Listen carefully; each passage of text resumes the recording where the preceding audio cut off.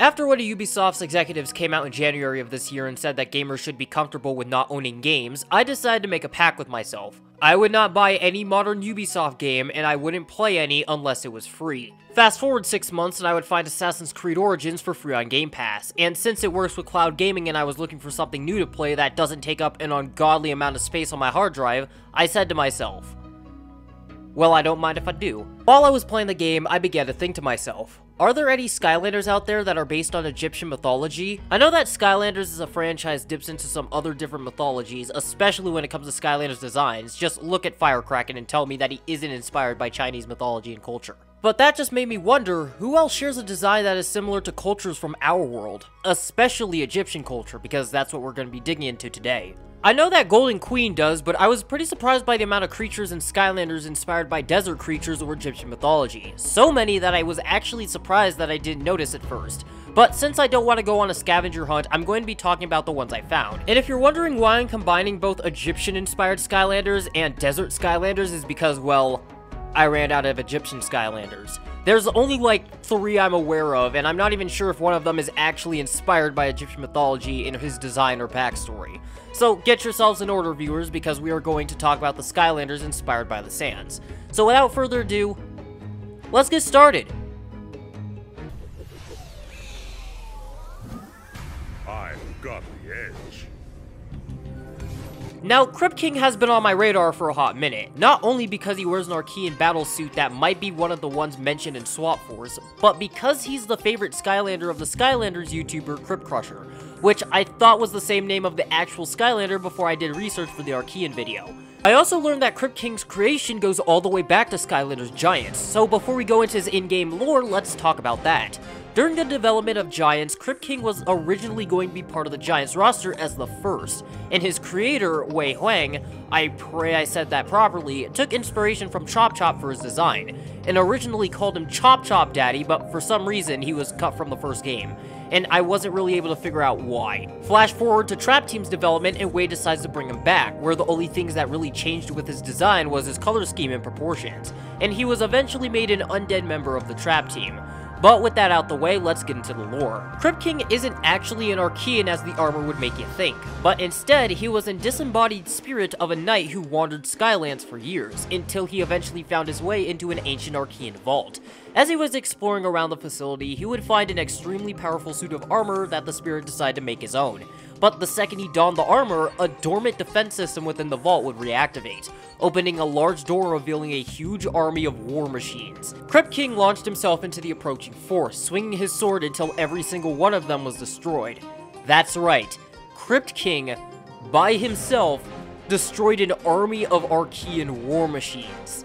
These things. After the battle, Crypt King realized that he had a ton of power on his hands and decided to put it to good use. He sought out the Skylanders and decided to join them, becoming a member of the Trap Team. Now, when it comes to Crypt King himself, there isn't much I have to say, but when it comes to everything surrounding him, it raises a lot of questions. I was trying to be blissfully ignorant about this as much as I could, but the Archeans are just way too close to humanity for comfort, and it's gonna be extremely difficult for me to ignore this anymore.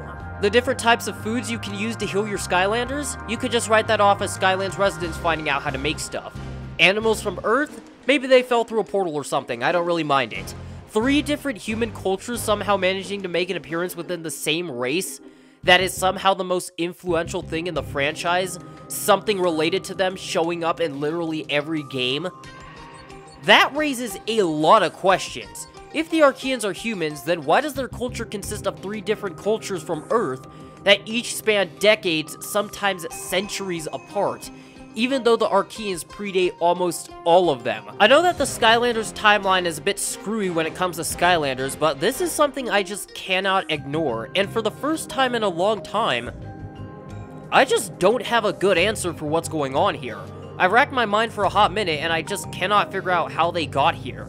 The only real answer I have is that these 3 civilizations came across a portal and they were subsequently dragged through, and for some reason, all the portals were connected to this one point in time.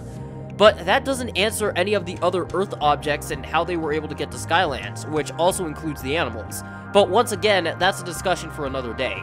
But with that out the way, let's get on to the next Skylander.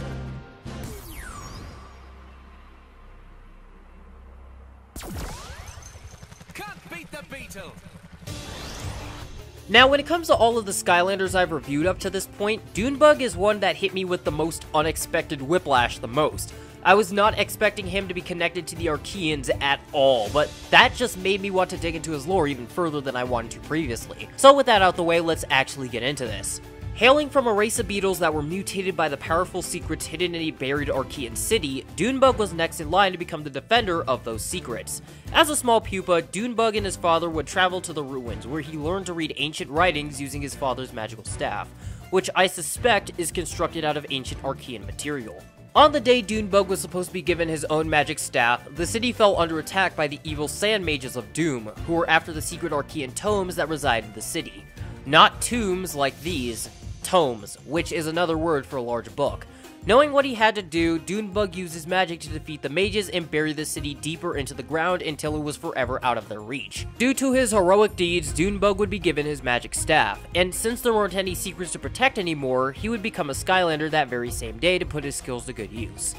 I'm starting to realize that this video is becoming more of a Lore of Arceus follow-up than a video based on desert and Egyptian-themed Skylanders, but with that out of the way, let's talk about this. Now, there isn't much I really want to talk about, but the thing that I want to talk about the most is the tome.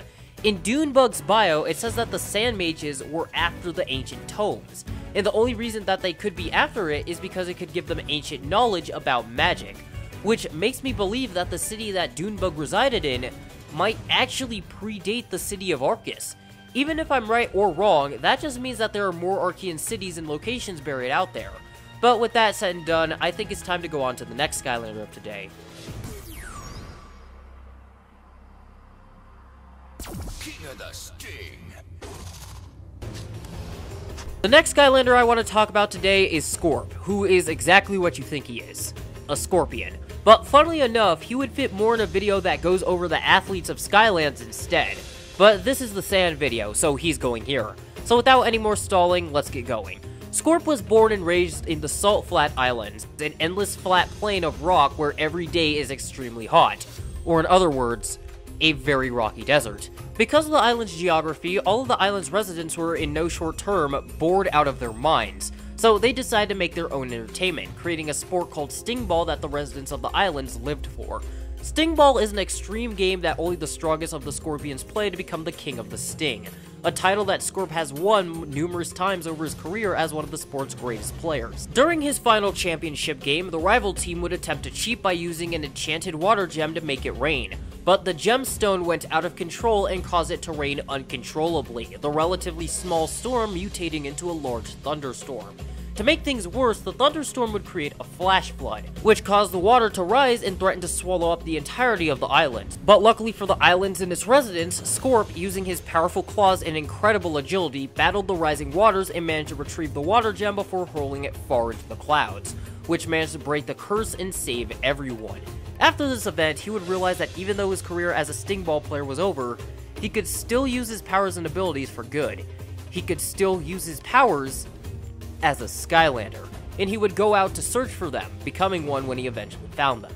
Now, the first thing I want to point out about his story is that it doesn't really describe what Sting Ball is supposed to be. It doesn't even give us context clues on what it may be based on, and all we know is that it involves a ball of some sort, but most sports already use balls. But it also has something to do with the weather as well, because rain could be counted as cheating, but speaking of which, how does an island in Skylands flood? It's just extremely hard to visualize. Is there like an invisible cup that holds all the island's water up and that's what causes the island to flood? What's stopping the water from flowing off the island and into the planet's abyss? Like, I know it's a kid's game, but I generally want to know what's up with these islands and how they work. But with that out the way, I thank you for watching. Like always, hit the subscribe button if you enjoy content like this, share this around so I can grow the channel, leave some comments down below to make the algorithm happy, and once again, I will see you all in the next one.